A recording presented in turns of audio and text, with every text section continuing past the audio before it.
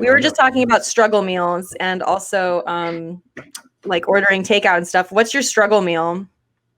Ramen, like always. That's not the well. How do you prepare your ramen? Do you just do it? You just put the packet in there and eat it? I throw an egg in there. Yeah. I throw an egg in there, like mix it up. I'll throw some shit in there. But like, I mean, other than that, I guess like peanut butter and jelly sandwiches. That's not even struggle though. That's just like a low level struggle. You're eating the same struggle meals you had when you were 6. Yeah, I mean that is a struggle though, man. That is like living in a paternalistic capitalist society where I feel like a child always forever. So that's how I feel when I eat like a cup of noodles. When I was younger, my parents, like my dad didn't have time to cook after school or whatever. Because he is a teacher, he would be like, all right, cup of noodles with peas and like frozen peas and carrots in it. And we ate that 3 times a week. And my brother, he cannot like eat it anymore. He's like, I don't know how you fucking eat that shit. Ugh, it just reminds me of being young and poor. And I'm like, I don't know. It's like my comfort meal. I don't know. Like it just tastes good still. I mean, like it's like when you go to the bar and it's like, yo, I'm gonna get like a shitty ass beer that I usually get, like a PBR, man. It's like the people's beer, dude. I don't care about, especially in Atlanta. I don't care about this craft shit. You know what I mean? Like, I'm good, dude. Yeah, I'm a dirtbag. I still drink PBR and Miller High Life. I once in a while I'll get a Corona. I'm a very cheap beer person. Yeah. Once in a while I'll get like y'all go to a bar and get one of these India Pale Ales or whatever. Yeah, I can't drink beer anymore. It gives me a headache. It's this is how I know I'm getting old. It's like my constitution is like I will have like one beer and I'll be like I'm so fucking full. I feel like I ate like a shitload of rice just now. Yeah, like Are you a liquor person now, Rara? Liquor person anymore either, because that shit just brings up like flashbacks of like blacking out drunk when I was in my 20s. I like wine now. I am kind of bougie, whatever. I like a nice sparkling rosé. I'm fine. Like you caught me. I'm a lib about it. I got also spoiled in the strip club because I would just drink champagne all the time. That's the only way I get to be bougie is when I'm at work. So, which is weird. But yeah, anyway, so not wait, Aaron, give your drink preferences and then I am drinking. I don't know if I can put this on stream. I don't know if I can put this on stream, but I'm drinking a White Claw. I don't know if I can. I don't know. That's what I've been doing recently, just because like I can't handle malt liquor anymore. Like White Claw, please send me like a crate, and I will tweet. I will sponsor me, and I will tweet that shit out every day. Because yeah, man, they're just easy to go down, and I'm drinking sugar water, dude, that has alcohol in it. It's tight. There should really be like some affiliate program that somebody somewhere will send you some alcohol. I don't know whether it'll be good at White Claw. They'll sponsor you. There's somebody. I wish I could get sponsored by some nice ass like company that made like rosé, because that shit rules, man. It's so nice. Yeah, dude. No, it is. It really is, man. Like I try to stay away from like liquor in general, just because I get headaches and stuff from drinking liquor. But like I don't know, man. Rosé, like as opposed to just beer or anything else, it's sweet, man. It's so fruity. Yeah. I like drier. I like drier rosés, and I like the sparkling rosés because I'm going for like the effervescence. Like it feels nice. It's like me. And I am a child. I have a child's taste buds, so I'm trying to look for soda that isn't soda. No, I feel you, dude. Yeah, man. Look at us just talking about weird intro. Hey, for me, it's perfect. Yeah. You know what gives me a headache? Police brutality. What gives me a headache? Systemic racism. Speaking of which, no. I'm like not to like totally dip and be like, here's a serious thing. That is the reason why Aaron's on. And I asked Aaron to be on to talk about Louisville stuff. And Brandon's kind enough to stick around as well. Mainly because when I was looking into this and I realized like how much there was to cover on the topic, it was pretty staggering. And I was like, I'm going to need help with this. And that's what comrades are for, right? Oh, that's what the streaming community is for. Is for helping each other understand these things. Hell yeah. So first of all, I wanted to go ahead and introduce Aaron. Aaron, can you like tell us a little bit about yourself and like plugs you got? Yeah, I'm Aaron. I live in Atlanta. I don't even know what to say about myself. I guess like I'm a communist. Don't do much organizing nowadays. Most of my shit is on Twitter, unfortunately. But hopefully after this whole COVID thing is over, if I'll be able to get back into it. But I'm coming out with a podcast soon under Not Safe Media called Time of Monsters, which is pretty much chronicling our descent into barbarism and the radical left struggle against it. We'll all be speaking to smart and influential figures on the left, such as Glenn Greenwald, Matt Christman, Gravel Institute, Sean KB from the Antifada, Malika Jabal. I mean, I just got like, I'm just running through a list of like, yeah, just the cloud. Just the like cloud, no big deal. Like, you know how Not Safe do, man. But no, it's gonna be and also just some of my personal comrades. Brandyn is actually, I'm gonna interview him later this week, and we're gonna talk a little bit about GSA and Black socialism and whatnot. So I'm just trying to, have an educational kind of project. My Twitter's for shit posting, and this project will be intercepted for the dumbass left. So. Nice. I don't agree with that whole like thing that goes around on Twitter every couple of months. Leftists get jealous of each other and they're like, podcasting isn't organizing. It totally can be. It can be.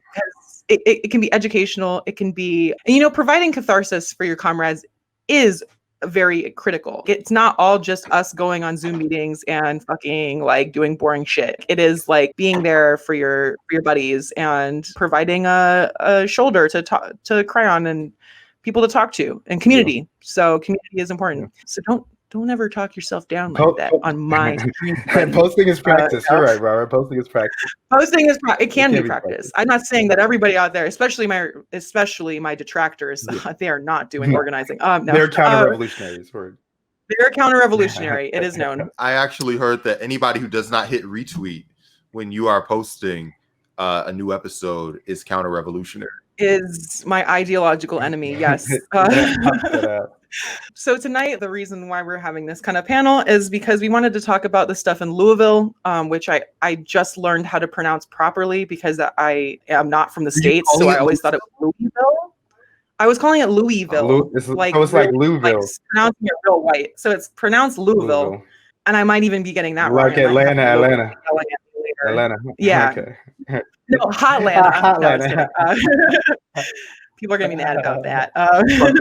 Just to recap what's been going on with the Louisville protests, Louisville is the city that Breonna Taylor lived in before she was murdered by the police. And they released her verdict last week for the 3 cops that were supposed to be charged for her murder as she was sleeping in her home. And they released the verdict that only one of the cops was going to be prosecuted, and it was not for murder. It was for wanton endangerment, which has a maximum of I think 5 years imprisonment if you get the max penalty. They really said white drywall matters, bro.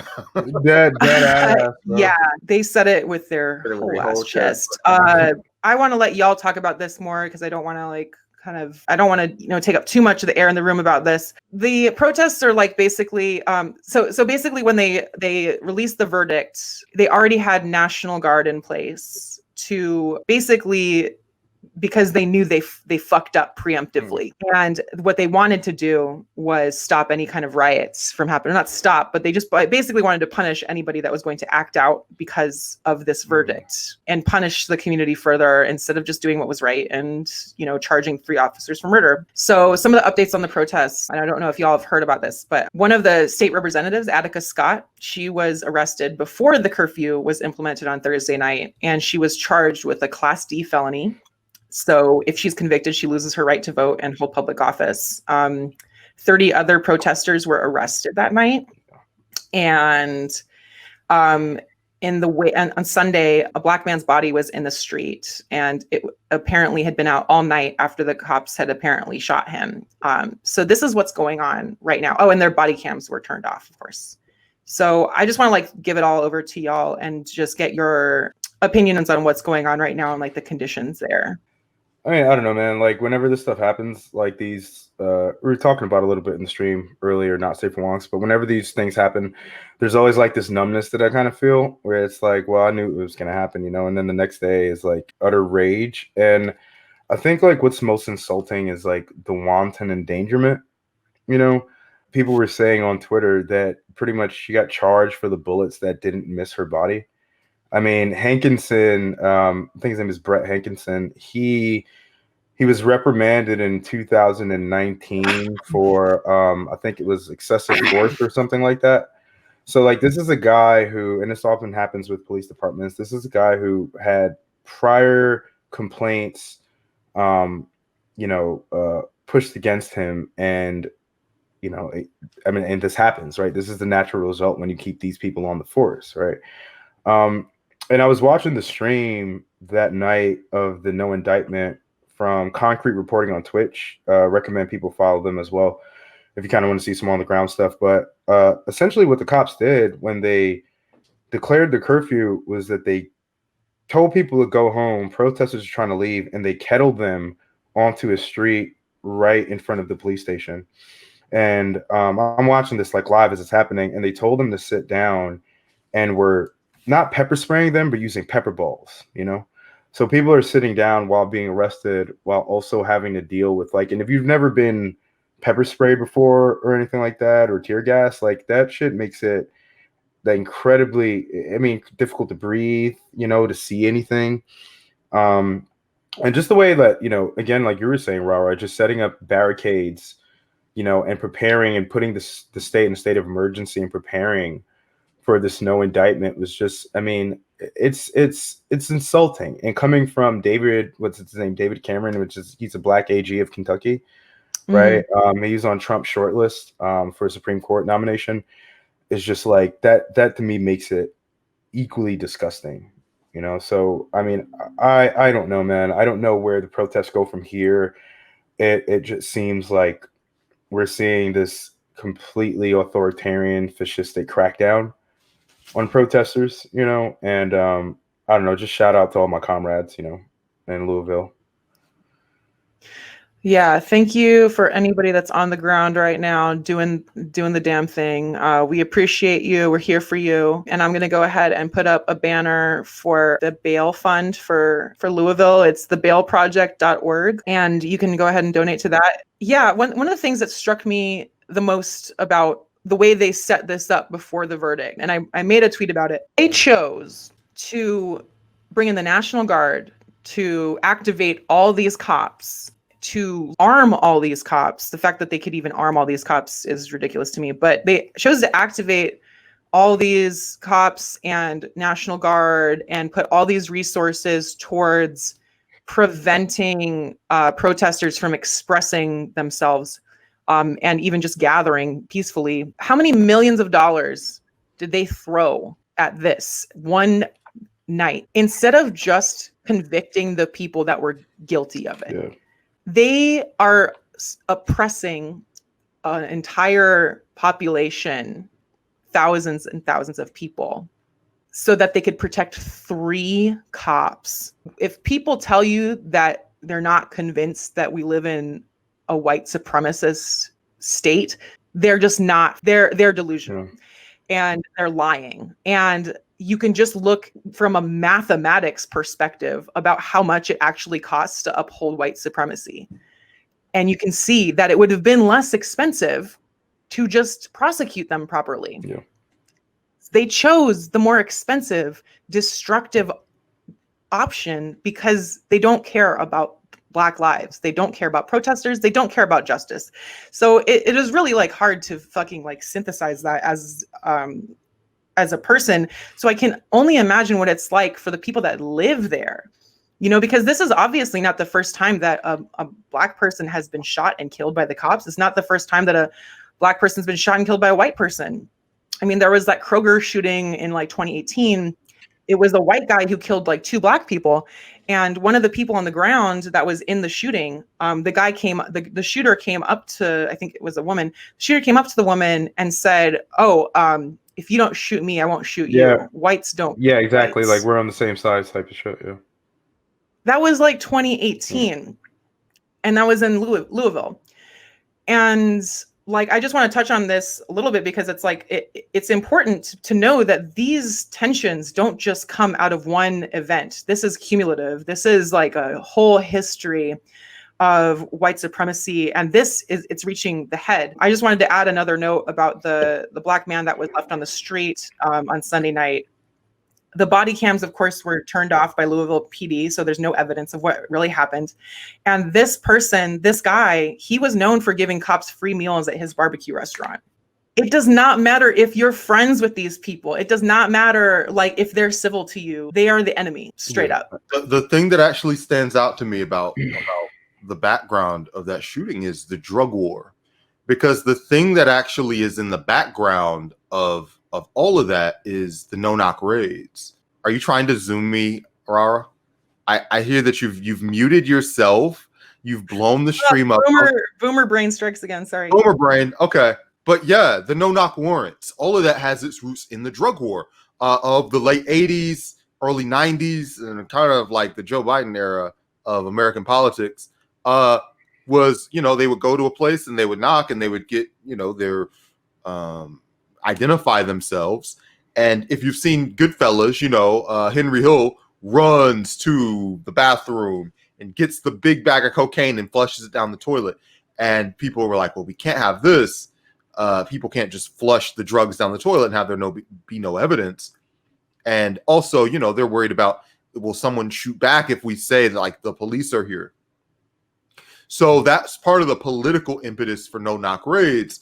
And these no-knock raids have had, like, disastrous consequences for many people who have not had, like, the national attention of Breonna Taylor's case. And if you go back, we did a whole episode talking about no-knock raids on our show. But we just talked about how just so many people have been caught up in these raids and been shot accidentally or caught in crossfires or weren't resisting and got shot anyway, of all races, genders, colors. It's just been a total disastrous policy. And the other thing that really stands out to me is like the gentrification background, because this actual property was one that was in a neighborhood where they were trying to price everybody out. And if they can, like, get you on something and force you out of the house or lower the property values, then that developer that's got, like, the big pile of cash and wants to start their next project can, like, move in the wake of it. And it's kind of frustrating because all these things, they come together and they form the financial backing for the police as a unit.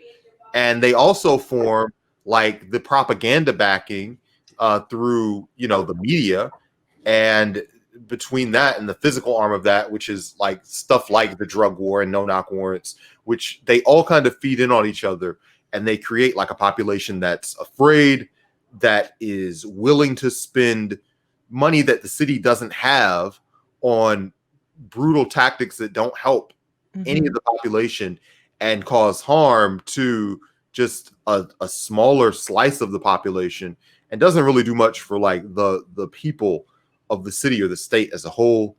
It sucks, and it's very frustrating to have to go to these court cases. And dude, my ex was really into the Trayvon Martin case and would, like, watch the court proceedings all the time, and she thought it was a slam dunk. And I'm like, no, dude, America, there's too much money involved, and, like, obvious conclusions don't get reached, which is why George Zimmerman is still, like, alive and selling t-shirts or whatever gross thing he's doing for money right now.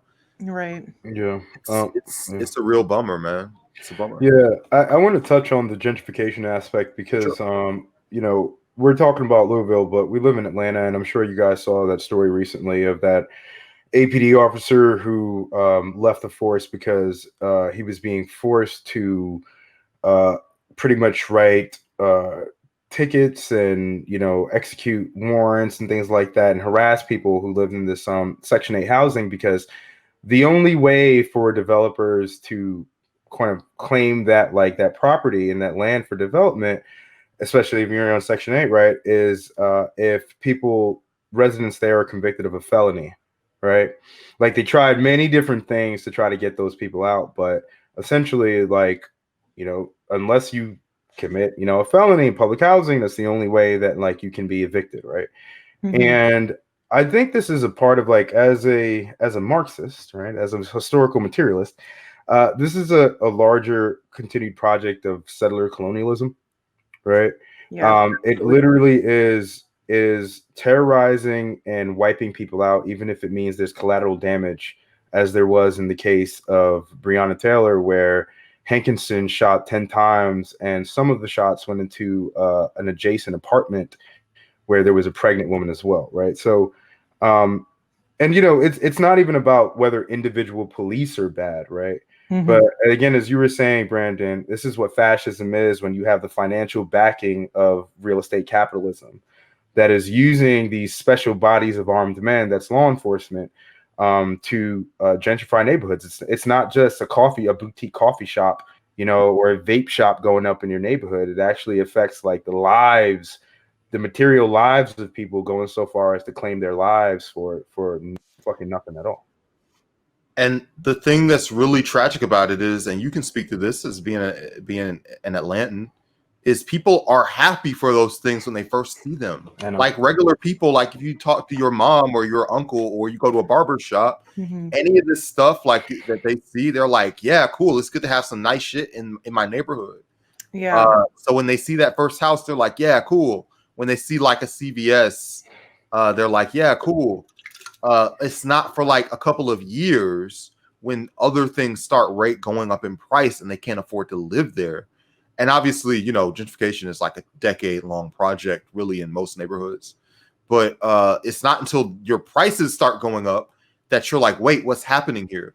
And people don't always know the connection between the two until somebody points it out to them. Otherwise, they're thinking, yeah, it's nice to have nice stuff. And the cost of living, they just think, man, life gets harder every year. It's hard to connect concepts. Usually because people are too busy working to really understand how to even connect those thoughts. Like, oh, that's a nice coffee shop. Oh, my rent's going up. Wonder why that's happening. And it's like, that's a legitimate thing. Like, people just don't understand why those two things are connected. But also like how policing reinforces it.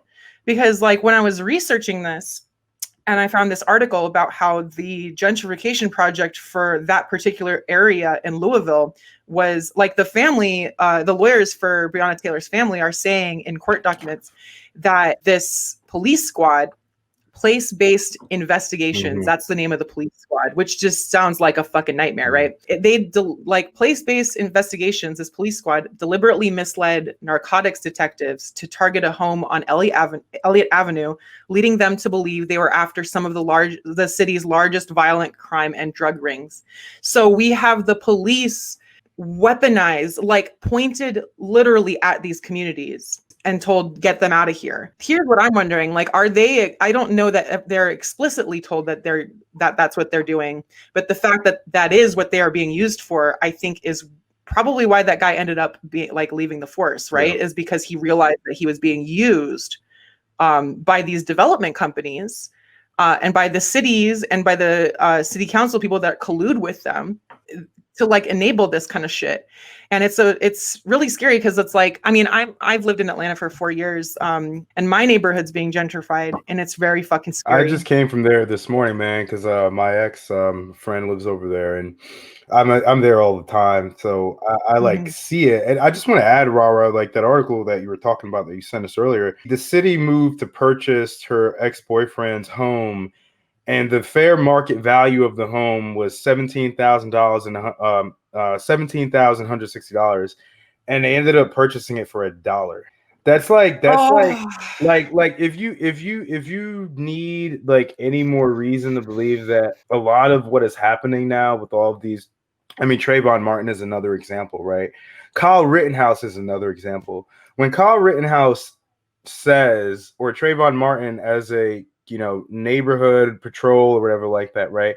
Like protecting private property. When Kyle Rittenhouse says that he went to protect private property, I know a lot of people on the left were like, no, he was going there to kill Antifa and stuff like that. But no, like literally in these people's minds, whether they recognize it or not, this is a project of settler colonialism, right?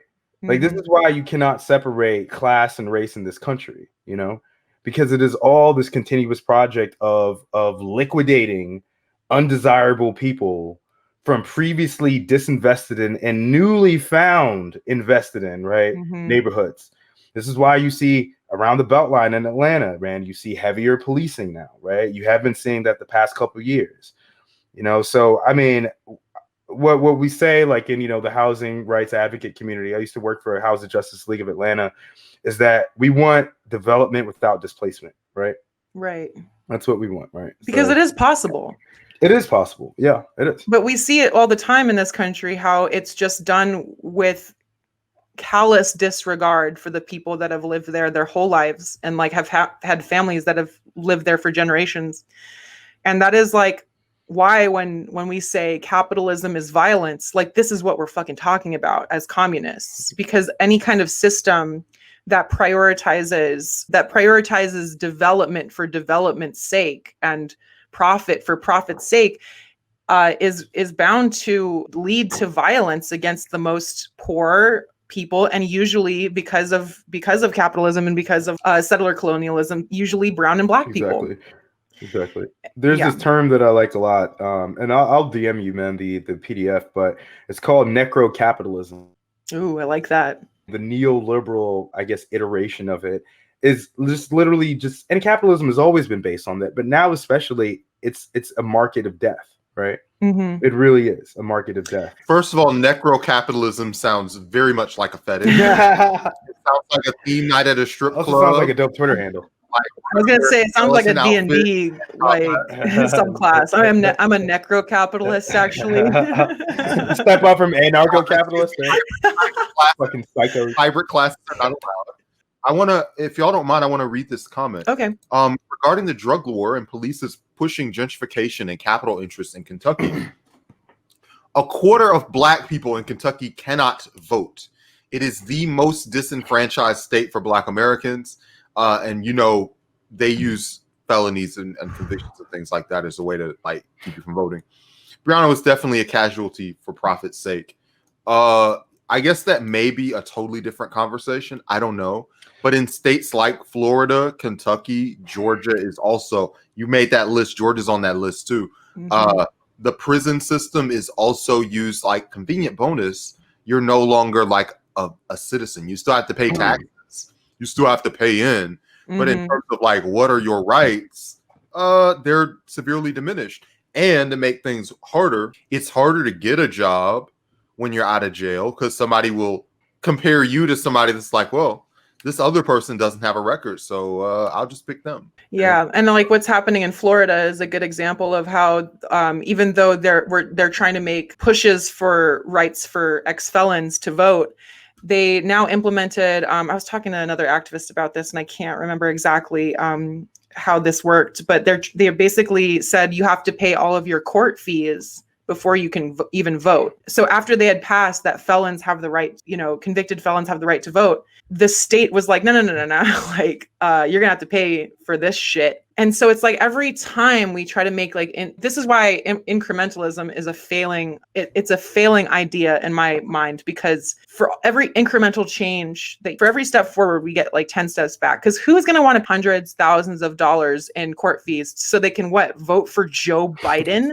Who might be the reason that they're there in the fucking first place? Dude, it's a joke. Dude, and Rosa Luxemburg and Lenin have thoughts on incrementalism and, participation electoralism. And it's like, basically, if you're a communist, if you're, any sort of leftist in the United States, right?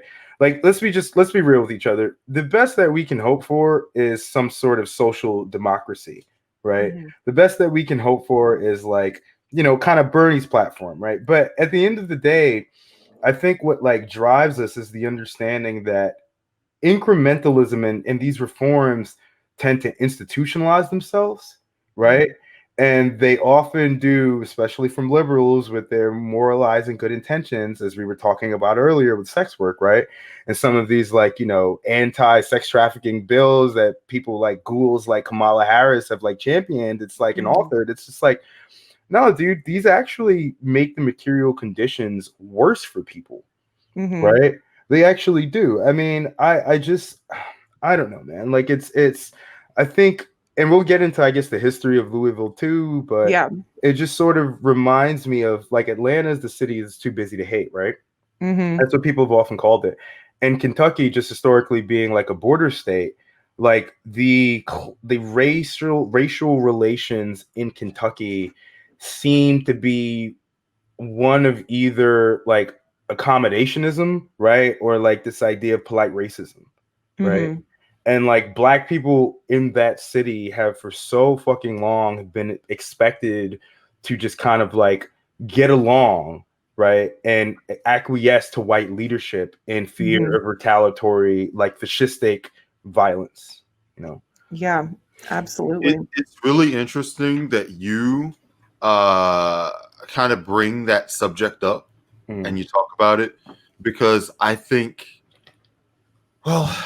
just among Black people, there is like a hunger for intermediary reforms that don't make anybody mad. And when you look down the line at these policies that we're worried about and stressing about right now, almost all of them were yesterday's intermediary reforms.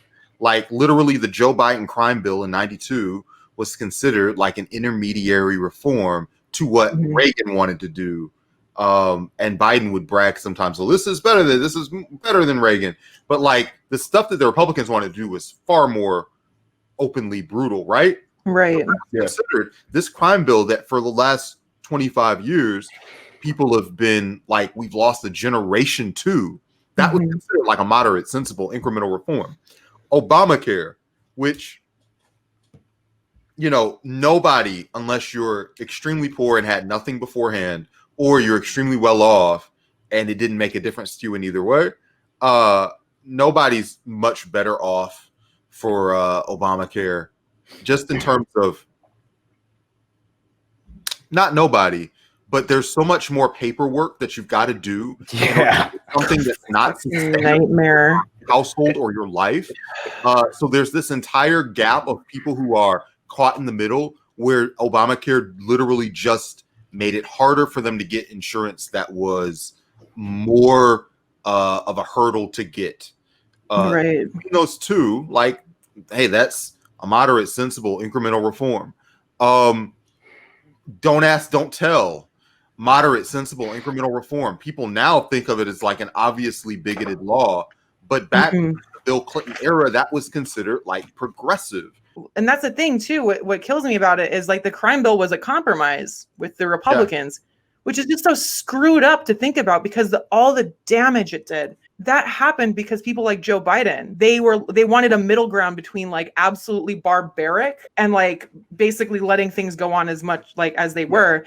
There was never any like counter proposal for just making things like more equitable. Like they never, like, that's the problem with centrists, is it's like the ratcheting theory, right? It's like they ratchet to the right and it's impossible to go left. It's like we're seeing all these things, and it's like, I'm sure the stuff with the ex-felons in Florida is like a perfect example of that. It's, you know, do felons really have rights anymore if they have to pay thousands of dollars to participate in the government again, in government representation again? Like, no, that's not freedom. That's just feels like more tyrannical, especially when wages are stagnant and rent keeps going up and cost of living keeps going up and healthcare keeps going up. It's like, who the fuck is going to want to pay thousands of dollars just to vote so that they could have their ballot potentially like thrown out? It's very rare. And we're not even talking, and by the way, when I talk about problems, I don't mean problems in the sense of like, have we passed a bill to eliminate human suffering? That's not, the bar is not that high. I'm really talking about the bar of just the United States compared to other countries in the world. And these other countries, we can all crack open a book and we can talk about the imperialism that underwrites the economy of many of these countries.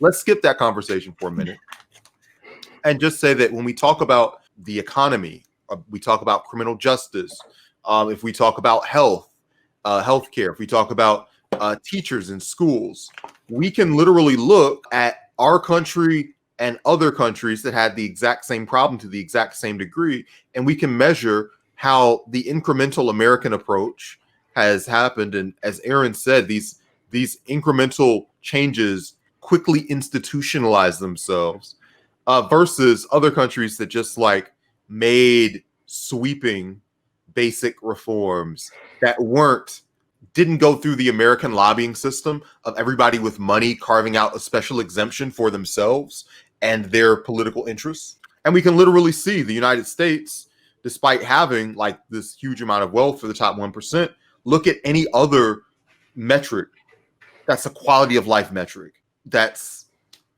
infant mortality, that's reading, that's gap between, you know, the highest and the lowest income. It's the average amount of wealth that the average person has. It's debt. And for all of these numbers, like the numbers for the United States have just been skyrocketing for many years. So, and that's in comparison to other places. So we're not comparing any of this stuff to a state where regular people have full say in their government. And we're also not comparing it to a world that is free of exploitation.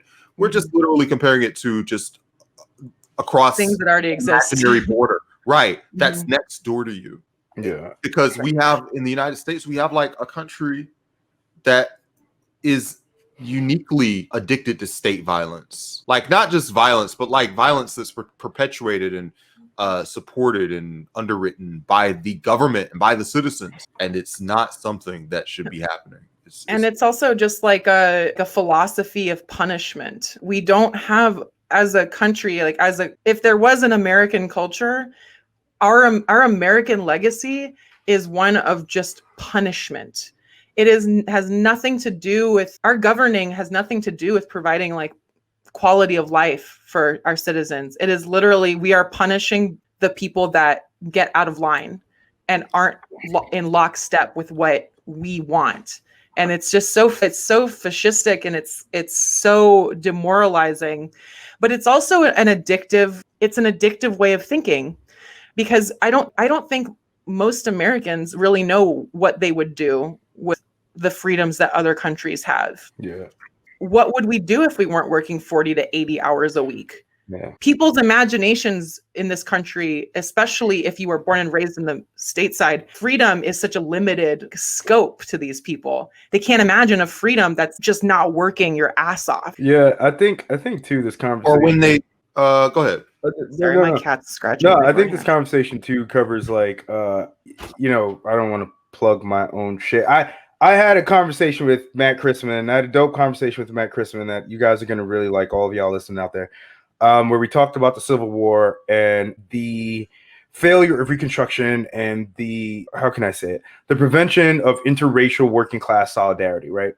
And one of the things I think people have to understand in the United States is that, and I learned this taking a poli-sci class, right? But, you know, one of the questions, thankfully I had like a Soc Dem professor, so like he wasn't total lib or conservative, thank God. But we talked about why there's no Labor Party in the US, right? Like an actual Labor Party. And I think that like one of the things that people have to recognize is that these European countries that have labor parties, like they went through stages and generations, several economic modes of production that precipitated a class struggle, right? Feudalism, for example. The only people who had anything like feudalism in the United States were fucking black people, right? You know what I mean? So this is why you can see parallels between the European labor movement and the civil rights movement, right? This country sort of developed like property rights before there were actually any economic rights that developed, right? So this country was founded as a petty bourgeois nation. You know what I mean? I think that, you know, like drawing on historical materialism, kind of understanding like these class relations and these developments helps a lot of people on the left, or should help a lot of people on the left, to kind of crystallize this idea that, I know people say it all the time, man, but I'm not free until we all free, right? Like we cannot have any even nascent socialist movement in this country without also addressing the oppressive and exploitative history of people of color, right? And Louisville, again, like Louisville, am I fucking thinking people are gonna get mad at me? Louisville. I mean, it's hard. I'm just gonna say like I'm saying Louisville. Like I'm gonna call it whatever I want to call it. I'm no anthropologist. I'm an Elville, right? But no, like yeah, dude, it is, and I think like Breonna Taylor's death and the history of Kentucky being a border state, right? Like definitely like factors into that. You know what I mean? So yeah. So like I wanted to touch on the Louisville history because, I knew before I even started researching this, and I am not a history buff. Like through organizing, I have realized I need to research more. I need to know my history in order to really like synthesize all these ideas that come together. And for this podcast, I was like, we need to go back, right? And we need to like see where it all started. So with Louisville, I'll just give you like a short rundown of what I was like researching. So Louisville was chartered like in the late 1800s. And before the Civil War, it had one of the largest slave trades in the Americas. In the 1850s, slave traders sold 2,500 to 4,000 slaves annually from Kentucky downriver. So actually the expression sold down the river it was a term that came out of Louisville slave trading. And it was literally about like sold down the river literally means the slaves being split apart from their families. And Kentucky, like it became a Union state, obviously. But after the war, the Confederate veterans came back and they took over the government. Those people that they were fighting against, the Union soldiers were fighting against, they came back after the war and they took over political power in the city. This is a state that's never been free of race. Like it may have been in the Union, but it has all the sins of the Confederacy because of the people that were allowed to retain power afterwards. In World War II, it was a major location for like aircraft production. And then it started declining again economically in the 60s and 70s. So with that, the Black neighborhoods also declined.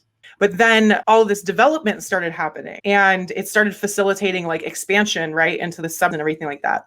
When we talk about like the like gentrification in Louisville and how it related to like Breonna Taylors' murder, and how it related to like the violence faced by Black people in those communities. This isn't a new thing that's happening. This is part of the project. Like this is part of the colonial project that we keep talking about. Like this is something that never went away. It's just accelerated.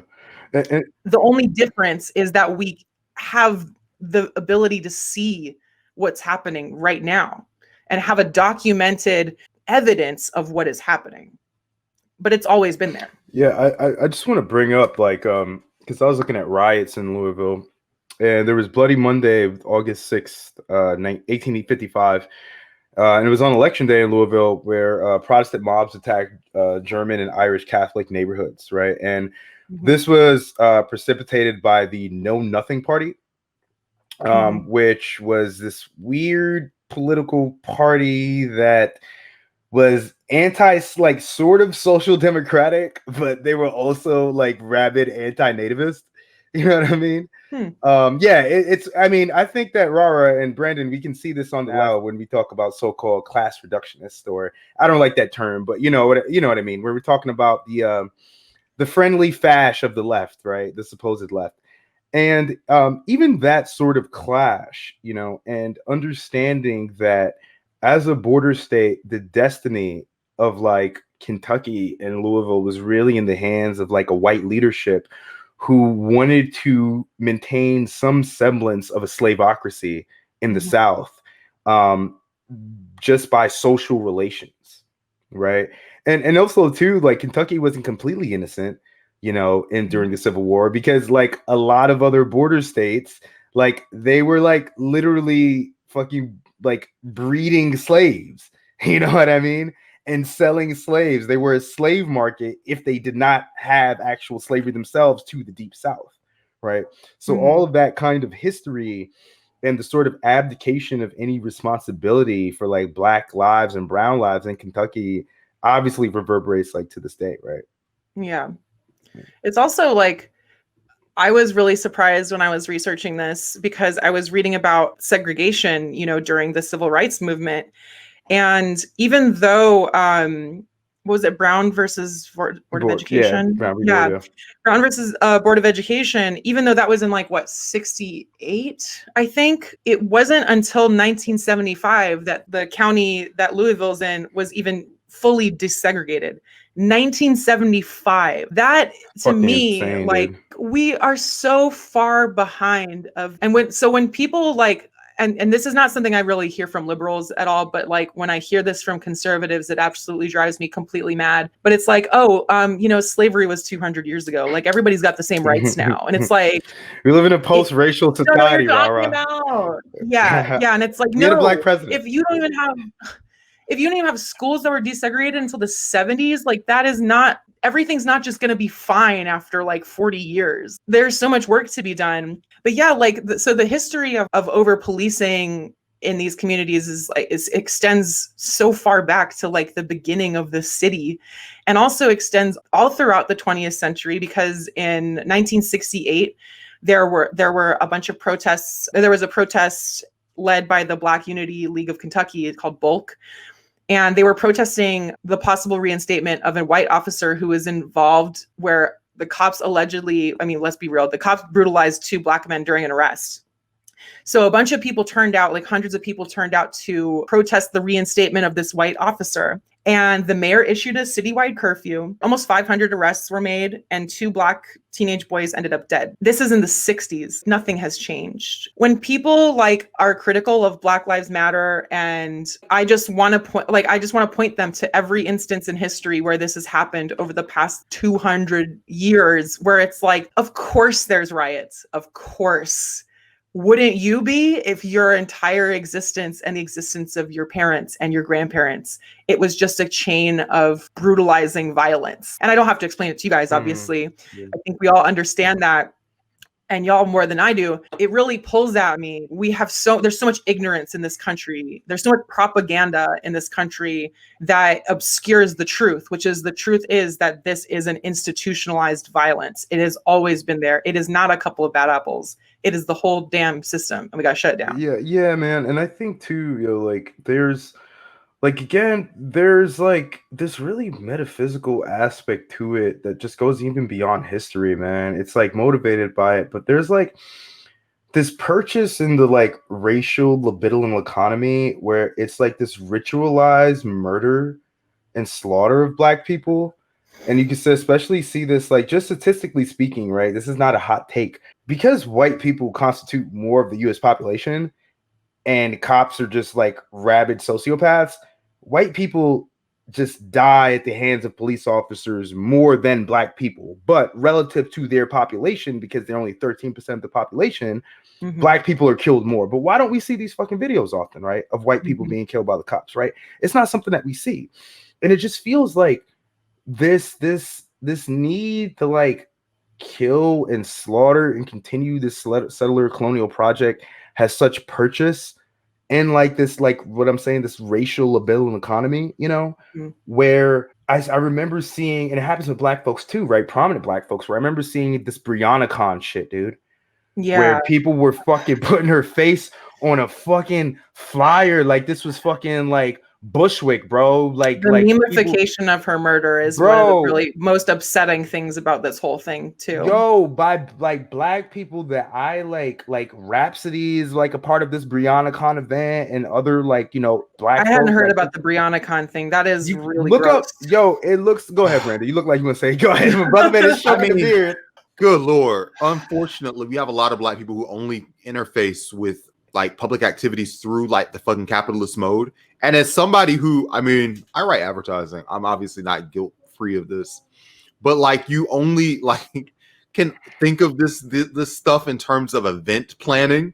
So you're like, man, I know how to plan. I know how to put out this club flyer. So I'm going to do the same thing that I do, not really thinking that like this thing that you're doing has no relationship to the actual lever of power that we're trying to pull. And also, yeah, where is this money going? I'm always annoyed when people say, where's the money going? Because it just kind of feels sometimes that it's overly cynical. But for something like that you know is a specific sensitive topic, you know, if you're doing a gentrification con, it's still a little bit odd, but okay. But you doing something that's about a specific person is very odd and wild to me. And I know you know this as somebody who, you know, you're in Atlanta, and Rara, you too. We've gone to like events and marches and shit where like a rando with a megaphone would just start talking and plugging his gram. Or wearing a shirt that has his Instagram on it. And getting in all the freaking protest pictures. Yeah, I know that guy.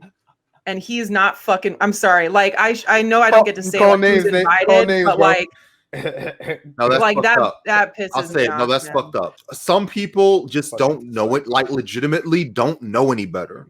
Right. Like that's a group of people who like. But some people are drifters. Like, yeah, their only mode of thinking about this is in terms of like publicity, sell. Right. Okay. And then there's other people who are engaged with this on all levels that are just totally cynical. There are so many magazine covers, and there's so many corporate shout outs. There's so many banners on websites. And it's like, what are you doing outside of this banner that is going to pressure the institutions that actually make the decisions and screw things up on the grand jury level, especially if you are Oprah Winfrey and by now you're like an older woman and you've lived through Rodney King, you lived through Amadou Diallo, you lived through Trayvon Martin. So if we can accept just as a premise that you are outraged by this, you've lived long enough to actually see what happens and how all of this works. You've been here before.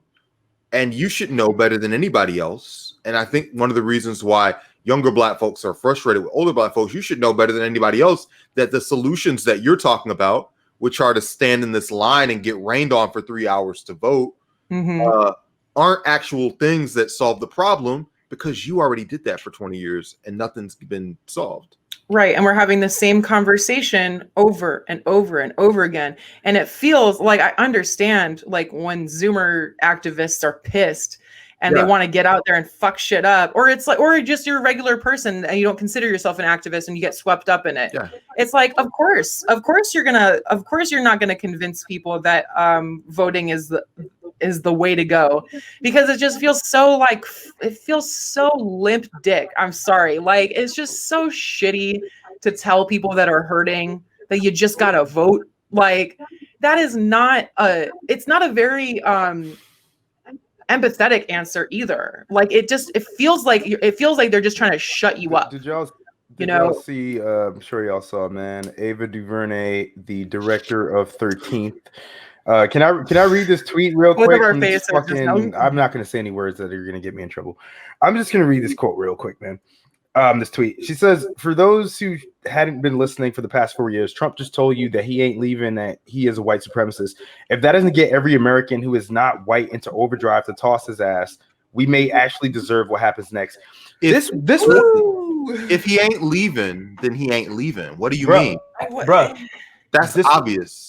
Bro, this woman lives in a $10 million mansion. What are you talking about, son? Yeah, she is a multi-millionaire, dude. Like, and this is why I get upset. Like just like even talking to like older Black folk, like even sometimes like my mom and my sister, where I'm just like, dude, like as you were saying, Brandon, right? Either you have lived long enough to experience the futility of electoralism, right, and just this like these half measures that the Democratic Party, or even not even half measures, like quarter measures that the Democratic Party has been making for the last like 50 years, right? Or like you just have been sort of like conditioned to think that like the Democratic Party has restrained your imagination of what is possible, right? That is the worst thing. That's probably why, like, another hot take, I'm sorry, like liberals, the Democratic Party, to me, are more insidious than Republicans, because what they do is they manage the expectation of their voters. You have millions of people across the country, right, like protesting for Black lives, dude, and you can't even go up on stage, right, and say that, people say that the police, like, there are a few bad apples, but you know what the rest of the saying is? A few bad apples ruin the bunch, right? Like, maybe, exactly. But of course, everything's sloganized in this country, so it's like it's reduced down to like something that loses its meaning. It's just like the arrest the cops that killed Breonna Taylor meme. Like, it's a meme now, and it's a meme because we cannot conceptualize things in this country that are past like a slogan or something you throw on a t-shirt, and that is like a failing of this fucking country to be able to like process ideas that are bigger than like a 5-word slogan. Well, like, sorry, that was a totally no, it's not. It's that, yo, dude. It's like, again, Brandon, you went on the Trillbillies like the fucking other day, man. I haven't listened to the episode yet. I'm gonna listen to it after this actually. But they talk about the epistemological crisis. We touched on that very briefly. Bro, I'm going to have a whole thing with them about it because I find that so interesting. And Kennedy just post-truth, right? Mm-hmm. Like, epistemology is like the philosophy of knowledge, right? So when Tom talks about epistemological crisis or the E-crisis, he's talking about like post-truth. The fact that, and I'm sorry if anyone's watched the stream earlier, I'm touching on this again, but it's just something that just like blew my mind. The fact that we supposedly live in a representative democracy, and that includes the judiciary, right? In terms of a jury, right? And the fact that the state preemptively declared a state of emergency before we even got the verdict, which was supposedly the will of the people, is like, how do you deal with that contradiction as a human being, right? Living in the United States, right? As someone especially like who is like struggling for like liberation, right? Like, on the one hand, they telling you, yo, this is a democracy, vote, and you'll get the results that you want because they'll be delegated by representatives of this so-called democracy. But then these motherfuckers, because they already know what the ruling is going to be and they know there's going to be outrage in this city, they set up fucking barricades, dude. So what, like, I'm just caught in this stasis where I'm just supposed to be like, all right, I'm going to push the button for Joe Biden, but what are the consequences of doing so? Yeah. Right. I know. Like, how is this going to fuck me over later, right? Exactly. Go ahead, Brandon. The thing that's really distressing about it is, Rara, we both know people in our lives who believe that the president is a white supremacist and they're not leaving, and that he's not leaving. And they are not smug. They're desperate. Mm-hmm. Like, they're not talking. First of all, nobody who really believes that is talking about voting anymore. Right. And on top of that, it's not cool. It's not something to berate someone with. If you were like genuinely a wealthy person who is a critic of a rising authoritarian leader, and you were a student of history, and you saw what happened to people who are critics of rising authoritarian leaders in places like Turkey, it just seems like the solutions that you would be talking about and advocating for would be much more serious and be much more urgent than like being snarky for likes. Yeah. Like, what are you getting out of that?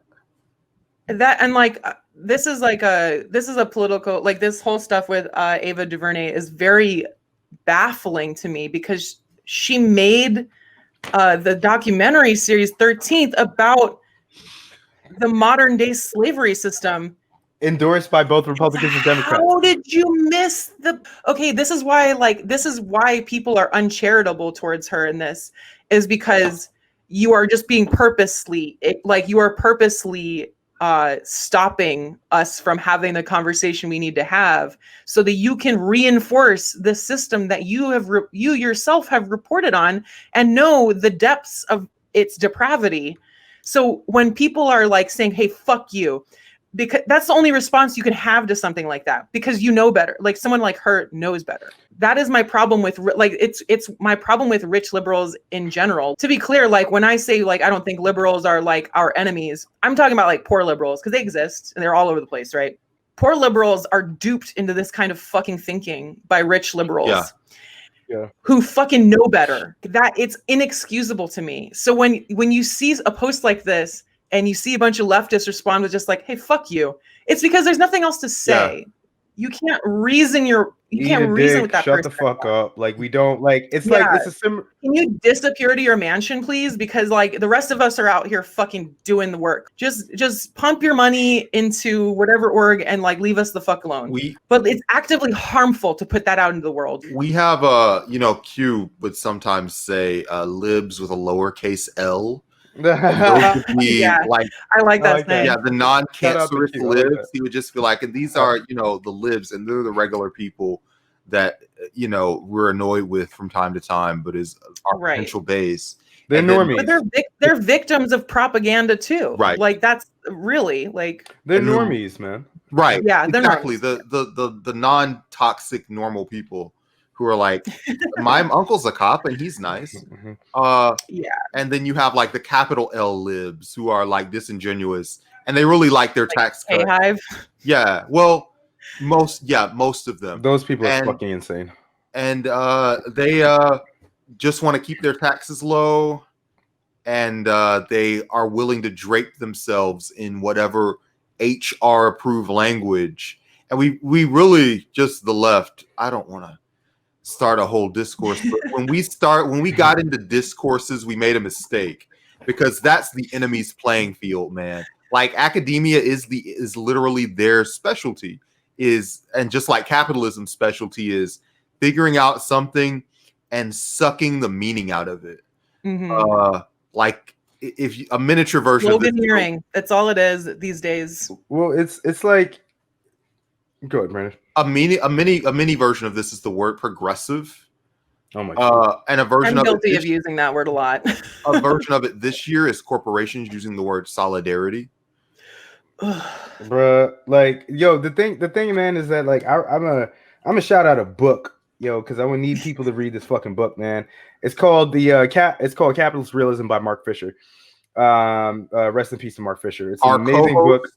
Our co-host Leia, that is her favorite book, if I recall, her favorite political book. So. I have that shit, like I printed it out at my school. It's like 80 pages. It's like sitting on my bookshelf, man, and I return to it occasionally. And Mark Fisher, he doesn't come up with this term, but it's called interpassivity.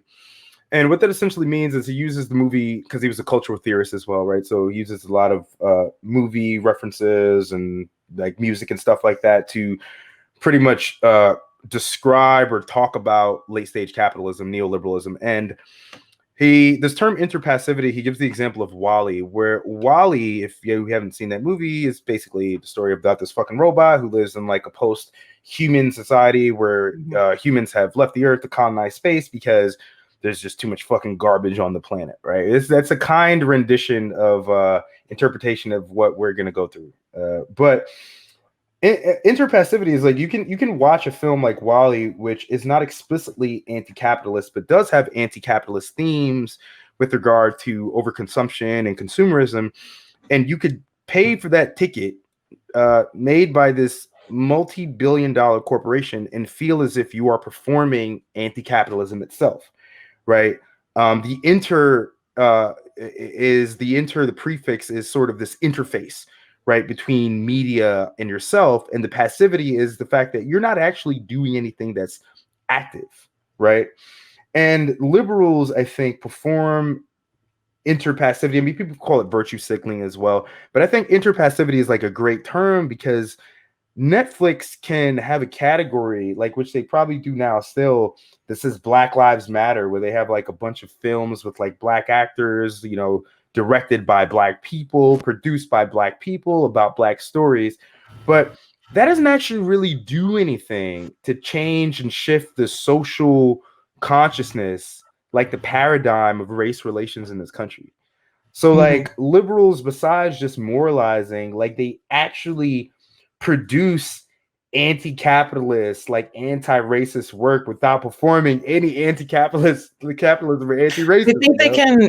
They think they can consume media out of racism, or just like if they show somebody the right piece of media, they won't be racist anymore. It's completely insane because that's not the way that fucking people think, right? Like if you tell somebody that like, shit, man, I'm fucking quoting Matt, but like if you tell somebody that like, yo, you're going to get fired from your job for being racist and not participating in this diversity program, Why would that want to make people like be anti-racist, right? Like poor white people. It's not going to do it, right? It's the same term with like, and this is a different conversation, but it's the same concept with the term like white privilege, right? Like, do I believe in white privilege? Sure. Yeah, the hell I do. Do I think as a canvasser, as someone who's actually knocked on doors for this ghoulish party, do I think that that's like a helpful thing to say to like white people, that you have privilege because you're white? No, it's fucking not, dude. No, it's a rhetorical cudgel that will it'll guilt some white people into it, but what it often does is just entrench anyone in whatever ideology that they were already leaning towards anyway. So liberals would be entrenched in identity politics, and then racists would be entrenched in the fact that I'm getting canceled because I'm a racist because this person said I was a racist. And every time some dumbass fucking sock dem progressive online who writes for fucking Jezebel or fucking some stupid ass fucking so all these publications, these weird. I picked Jezebel, people are gonna call me fucking misogynist now. No, but I'm thinking one person specific that I don't want to name out, call out. But every time you say some stupid shit like white men shouldn't write black characters, a fascist somewhere smiles, right? You're giving them all the ammo that they fucking need, right? It's just so performative too. It's white men aren't just gonna stop writing. No one's gonna look at that and be like, "You're right, I should stop." So you want white people to only write about white people? That sounds like a dangerous slippery slope. Yeah, let's segregate media even the thing further. The thing that they actually want is they want that's not really for the regular people that are reading that. That's for the execs at Netflix. Yeah. They want to make sure that they get, and this is like the Ruth Bader Ginsburgism. Libs are obsessed. The upper class libs are obsessed with getting the last promotion. They've worked their way up to a certain point, and they've got whatever systemic issue is keeping them from getting that last gig that they really want. And they're like, listen, as the world burns, it's yes, so glad you got that Netflix deal. Let me make sure I get this ticket so I can get that deal. Can I get the Netflix deal before the world sets on fire? Because we got 10 years left.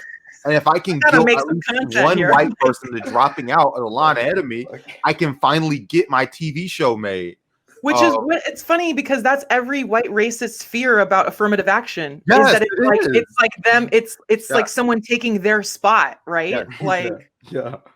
But that is what they want. They're like, give me personally your spot. And that's if you just follow radical academic Twitter, they all just are so obsessed with the only civil rights is when they have a better job. Like this nigga Ibrahim Kendi, ex-Kendi, whatever the fuck his name is, I'm reading his book right now. That nigga's trash, bro. Fuck out. I haven't literally right here. I'm reading his books. I mean, his books are good, but his tweets are terrible, and it gives me some deeper indication and implication of his actual character. He's just another. I don't know enough about him to make a judgment, but I haven't read the book, and I've only seen most of the tweets I see from him are bad tweets. But I haven't seen his tweets. Man, that makes me mad because I just got his book. Did I really just give that guy money? Well, read the book. I mean, no, it's a good book. Read it. Yeah. No, his books are good, dude, and I think they're important. When he talks about actually actively being anti-racist and stuff like that, I think that's good, but it's just again, it's the same thing with Ava DuVernay. I mean, if we want to take it across the aisle and take it back to Louisville, it's David fucking what I keep saying David Cameron, that's the prime minister from the UK. Yeah, I don't know. I don't know what his name is. Who knows the guy's name? It's fucking Cameron something, man. But it's you're just using this opportunity as a stepping stone to power and a platform, man. And black liberal elites are not they are guilty of this as well, right? Yeah. I would say I would push back against that, and that, not to play devil's advocate or whatever, but it's when I've pointed out things not to the extent of white people shouldn't be writing POC characters, but when I've said stuff similar to that, and what I meant was to have more nuance, but when I've said stuff similar to that about comedy, where it'd be white comedy skews white male and da da da da. I've been like accused of being like, oh, you're a failed comedian, so of course you'd say that. Like you're a failed female comic, so of course you'd say that. I really hate that. I don't think it's necessary. I think it's kind of like a case by case basis, because there's people genuinely out there that care about that as an issue. Like, because I care genuinely about issues of accessibility and not necessarily representation, but just having like better opportunities for people that are like poor and femme and stuff like that. Like when I make those observations, it's not necessarily because like I want the Jimmy Kimmel job. It's like, no, I want like, no, it's like, this is stuff that I observed. I mean, the thing is, like, I don't want those late night talk show gigs. Like, what the fuck would I ever do? You want the platform, like that? But you don't want the platform to be tight. Yeah, it's like I realized a long time ago that was not going to be the route for me. So I don't think I'm a failure because I gave up on it. It's just that I don't want to participate in that. Well, I want to, but like I feel like there's legit criticism, but it's like, yeah, you do have to kind of differentiate between like the grifters and the people that are genuinely have like a concern about their community that they're involved in, right? There's a third group that's in there. There's the grifters. There are the people who are genuinely concerned, and there's also like people that want an authentic Takiera product, and they've gotten so much Netflix, right? The regular stuff is not good enough for them. They need the pure grain authenticity when they're looking at characters, and I guess it's more neutral. It's fine. It's not like we need more badly written characters, right? And I do get the argument, and this is another, like, we can do this on another episode about media representation and like the limits of like representation. The fact that like when people say certain actors shouldn't portray like marginalized identities and stuff like that, like we can do that in another episode, because I think that's totally valid. I do think that there are different camps here, and you have to use your best judgment to figure out like what camp you're looking at. Do you want to read Karina's comment that's been sitting here since? Sure, let's do it. I had to get off Facebook. I offended my racist privileged friends by posting about them being racist and privileged. This is like the first step when you get woke. I want to go further and be part of the solution. Let's say you've been on Tumblr for like a month and you've alienated everyone you know because you've but we've talked about this for a little while. Number one, what's the solution? Well, a lot of these problems that we're talking about are not your individual problems with the weirdos that are in your Facebook group. So I would say the first thing you do, find other people who are working on this systemic problem. Because first of all, you'll have backup in your Facebook conversations, which is cool. You'll get a bunch of new Facebook friends recommended to you. And you won't feel like you're being gaslit, like for feeling the things that you're feeling. Take an hour and build your personal social network, and just talk to other people who are working on the same problems that you're working on. And that's going to solve multiple problems, because number one, you will listen to people that know more about the subject than you, and you'll sound smart. And number two, you'll get access to like reading the books that have been read about it. Even if you don't read every book, even if you just read like once in a while, it will just make you much more eloquent about these subjects than your friends on Facebook who have never really thought about this stuff in any detail and have just heard things on the radio and they're like, I'm good. What do you mean? I earned this, all that kind of stuff. So I would say in that kind of situation, don't go it along and look, me and Aaron might not be the right people, and Rara also might not be the right person, because like I'm dead. Both of us have all of us have relatives that are maybe a little bit more.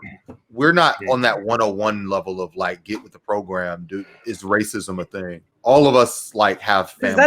It's tiring. Like it's also just like you have to strike a balance. If this is the work you really want to do, of educating people around you, and like this is not just for the newly woke. Like if you are like if you're in like a conservative area and you don't really have a lot of like liberal friends or don't have a lot of leftist friends or whatever, and you want to put in the work to like convert the people you love and care about, by all means do that work, but realize that you should have some boundaries with these people as well, because at the end of the day, if you are pulling your hair out and you are mentally exhausted and you're crying and you feel misunderstood all the time, it's not good for you either. You have to take care of your brain. You have to take care of your emotions. And I know that sounds very liberal, but like it is true, because this is a long struggle. And if you are undergoing the long-term project of pulling people out of ignorant thinking, like you need to pace yourself. Like it's not going to happen in one conversation. It's probably not going to happen in 5. Educating yourself and being like emphatic in your beliefs and being patient will go a long way. Yeah, we should get a not safe reading list up, man, where we all kind of like, like we should like a Joe Rogan. Yeah, we should get that going in like a Google Doc or something. But like, that's a good idea. My suggestion,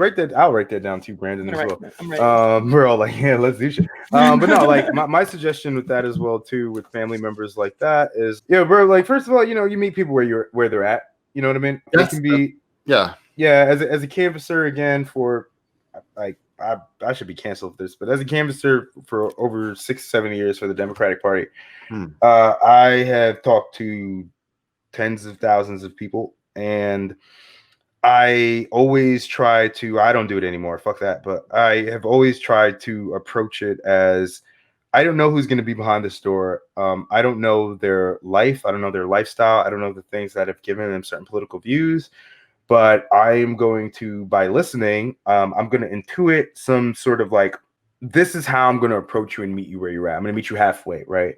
On the contrary, if to a certain point, like again, as a canvasser, when you're talking to that voter at the door and he ain't getting through, you just walk the fuck away, right? Like it's okay to, especially with family members, it doesn't mean you abandon them. I'm not telling you that. It doesn't mean like you don't go over to like for Thanksgiving and Christmas or fucking Hanukkah, Kwanzaa, right? Whatever anymore.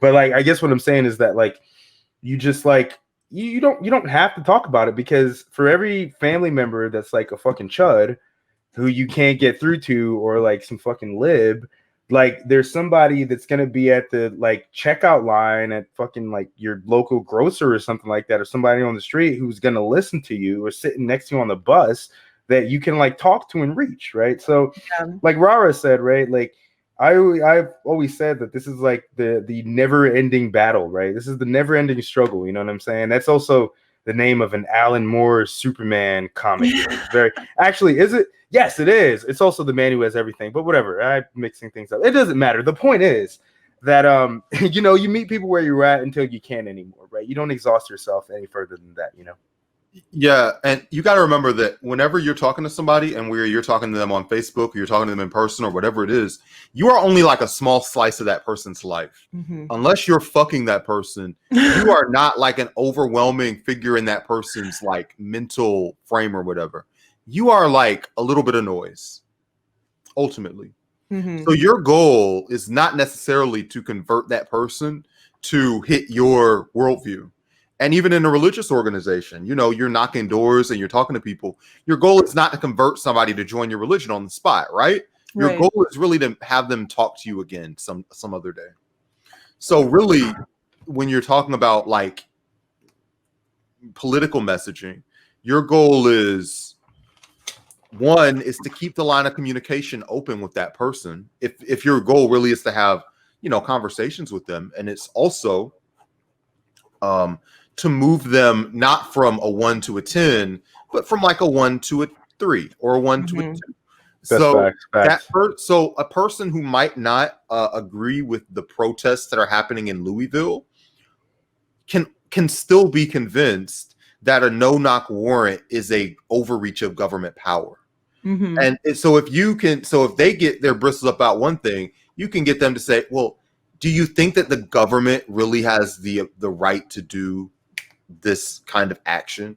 Right. And if not, isn't that, and first you get them to agree to that, and then maybe the next time you talk, isn't that a worse imposition on your personal liberty than people holding a sign a city away from you? These are all like micro conversations, obviously, right. But they're just getting that first, get your foot in the door of a person. And you don't need to convince them about like systemic racism and shit like that. Like the conversation we're having right now is like a level 10 conversation or whatever. Get them to level 2. It's fine. Level 10 rhetoric. Level 10 Gotta put the points in, you know. No, man. Thank you, Karina. Yeah, thank you, Karina. I mean, yo, at the end of the day, man, like our ideological project, man, this is why the Democrats will always fucking lose, because they don't have a long-term ideological project. They have no actual end goal.